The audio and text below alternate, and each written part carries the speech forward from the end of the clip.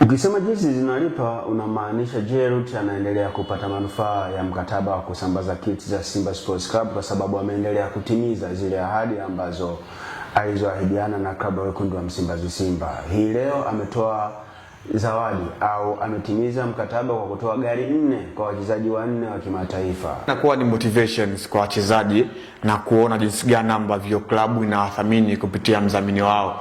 Tumeshuhudia baadhi ya vilabu wameshawahi kufanya hivyo. Nakumbuka Azam FC golikipa wao wa zamani kwa maana Ala Hamada ameshawahi kupitia kwenye kipindi kama hichi, lakini pia alikuwa ni mmoja kati ya wachezaji ambao walipewa kila kitu ambacho kama mchezaji anastahili kupata. Kwa hiyo kwa klabu ya Simba kuanza na kufanya hivi, kwanza mchezaji mwenyewe anakuwa ameheshimishwa na kuona kwamba heshima yake, mchango wake kwenye klabu ni upi, lakini pia tunafahamu hii ilikuwa ni sehemu ya kimkataba.